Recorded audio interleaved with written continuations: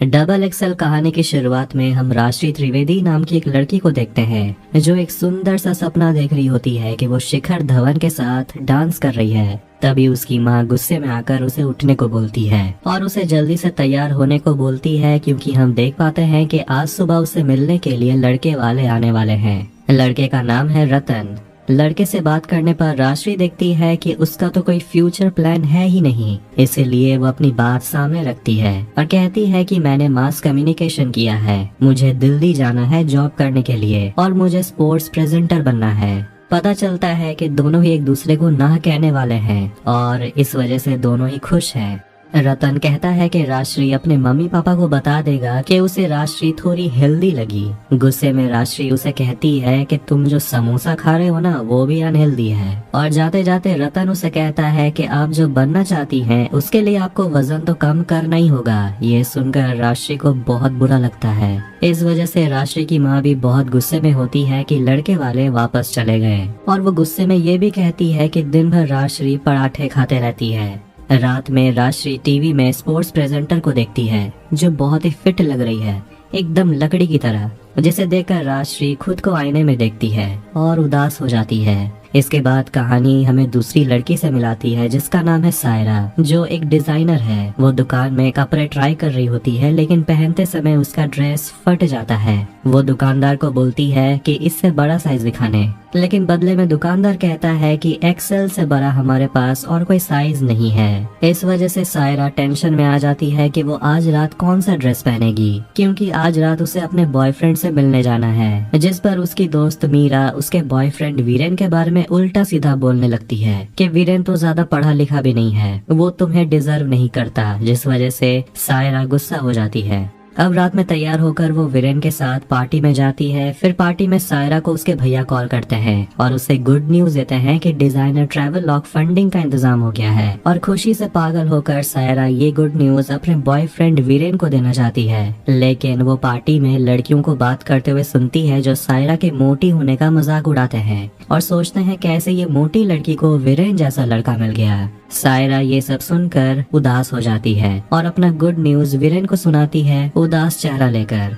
राशि के घर पे स्पोर्ट्स प्रेजेंटर का इंटरव्यू लेटर आता है और इस वजह से राशि की माँ अपनी बेटी पर बहुत गुस्सा होती है, लेकिन राशि के पिता उसका सपोर्ट करते हैं और कहते हैं कि अगर तुम करना चाहती हो तो करो। उसकी माँ ऐसा नहीं होने दे सकती, क्योंकि राशि 30 साल की हो गई है और उसकी अभी तक शादी भी नहीं हुई है। उसकी माँ का मानना है कि अगर रिश्ता अभी नहीं हुआ तो कभी नहीं होगा। राशि किसी तरह अपनी मम्मी को मना लेती है, ये कहकर कि इतने सारे कैंडिडेट के बीच उसे शॉर्ट लिस्ट किया गया है, कोई तो बात होगा। ये सुनकर उसकी माँ मान जाती है, लेकिन एक शर्त पर, अगर ये जॉब नहीं होता है तो उसे शादी करनी होगी और दिल्ली जाकर वो अपने मौसी के घर पे रहेगी, होटल में नहीं। दिल्ली में रेलवे स्टेशन पर राशि के मौसा और मौसी उसे लेने के लिए आते हैं और मौसी का भी यही कहना है कि राशि पहले से मोटी हो गई है। घर पहुंचकर उसकी मौसी अपनी बेटी अमृता के बारे में उसे बताती है कि वो अपने हस्बैंड के साथ अमेरिका शिफ्ट हो गई है। सायरा अपने भैया से बात कर रही होती है और वो उनसे बताती है कि उसने ट्रैवल लॉ के लिए लंदन ही क्यों चुना,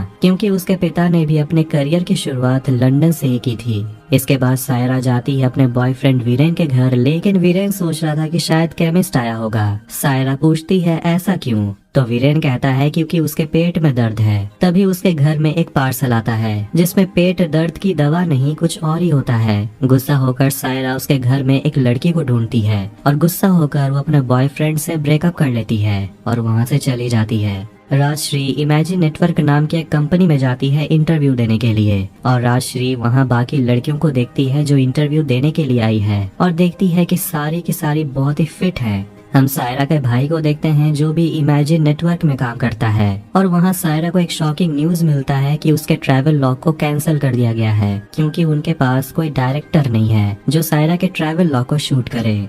तो वहीं राशि को भी एक बैड न्यूज मिलता है कि चैनल के ओनर ने राशि को देखकर ही रिजेक्ट कर दिया, क्योंकि वो इस जॉब के लिए बहुत मोटी है। इस वजह से राशि गुस्सा हो जाती है और कहती है कि उसके पास काम का पूरा नॉलेज है, भले ही वो दिखती मोटी है तो क्या हुआ। और वो गुस्से में एम्प्लॉय को बोलती है कि चैनल के हेड को बुलाने के लिए, लेकिन पता चलता है कि चैनल का ओनर मिस्टर छाबड़ा लंदन में रहता है। सपना टूट जाने के कारण सायरा भी टूट जाती है और वो बाथरूम में रोती है और वहाँ उससे राजश्री मिलती है जो भी रो रही होती है। दोनों एक दूसरे से पूछते हैं कि उनके साथ क्या हुआ है।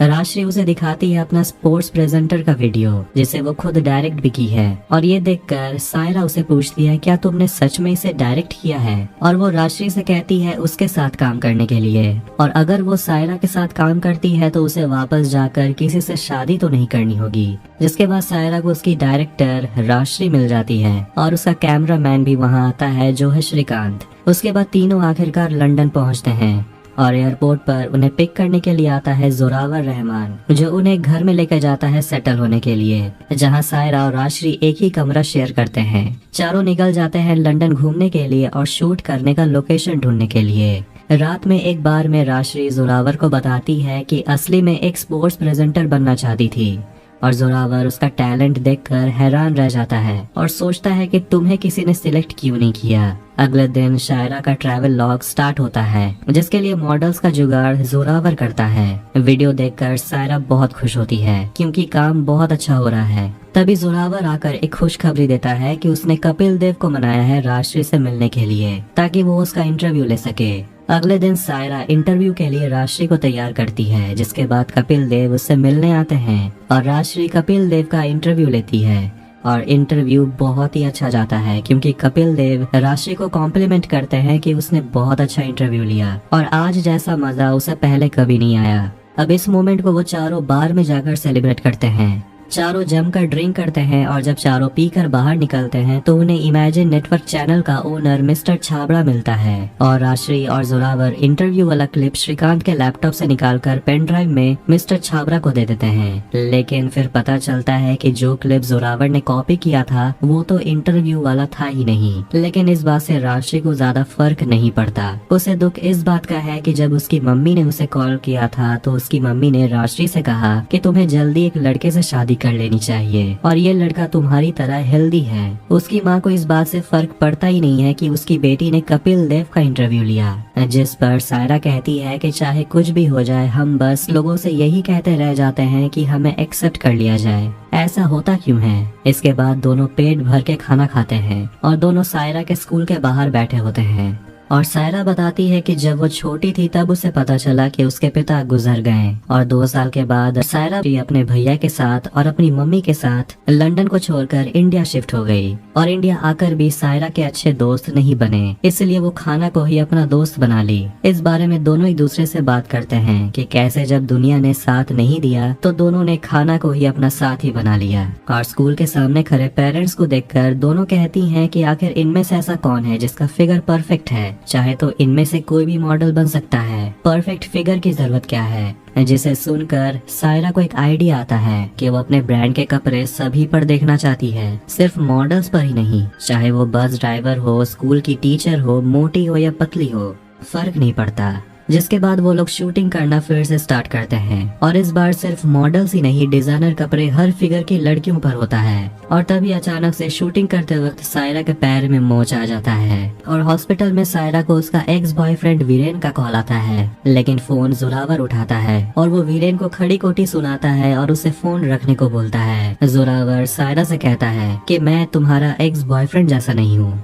घर पर राजश्री की मम्मी भी उसे कॉल करती है और पूछती है क्या तुम्हारा रिश्ता उस लड़के से पक्का कर दिया जाए, लेकिन राजश्री मना करती है और कहती है कि मैं यहाँ काम करने के लिए आई हूँ।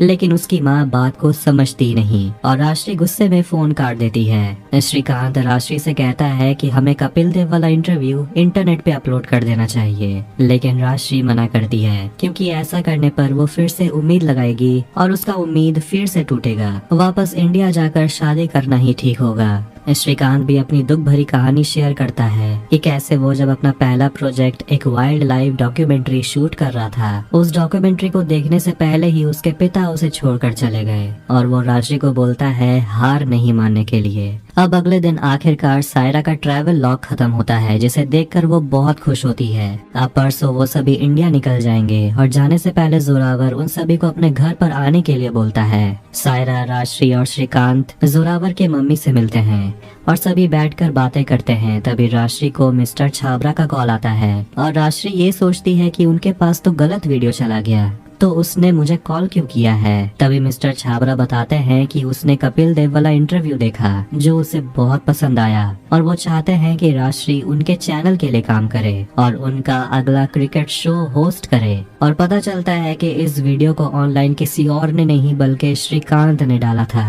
अब आखिरकार सायरा दिल्ली पहुंचती है और राजश्री मेरठ पहुंचती है और राजश्री की मम्मी उसे कहती है कि 20 तारीख को तुमसे लड़का मिलने आने वाला है जिसका नाम योगेश है। लेकिन राजश्री मना करती है और कहती है कि वो इंडिया का सबसे बड़ा क्रिकेट शो होस्ट करने जा रही है। इसके लिए वो 25 लाख का कॉन्ट्रैक्ट साइन करने जा रही है। ये सुनकर राजश्री की माँ खुश होती है और वो अपनी बेटी पर गर्व महसूस करती है। राजश्री खुश होकर अपनी माँ से कहती है कि अब चाय के साथ थोड़ा पराठा भी बना दो। इसके बाद हम सायरा के ब्रांड का शो देखते हैं फंडिंग के लिए, जिसके लिए सायरा हर फिगर की लड़कियों को चूज करती है और उसकी शो स्टॉपर कोई और नहीं बल्कि राजश्री खुद है। और वहाँ बैठे इन्वेस्टर्स को सायरा कहती है कि वो एक ऐसा ब्रांड बनाना चाहती है जिसके स्टोर में लड़कियां आने से डरे नहीं। इसके बाद सभी इस मोमेंट को एंजॉय करते हैं और इसी के साथ मूवी यहीं एंड हो जाती है। तो अगर आपको ये वीडियो पसंद आया तो वीडियो को लाइक करें, चैनल को सब्सक्राइब करें ऐसे ही मूवीज और टीवी सीरीज एक्सप्लेनेशंस के लिए। मिलते हैं नेक्स्ट वीडियो में।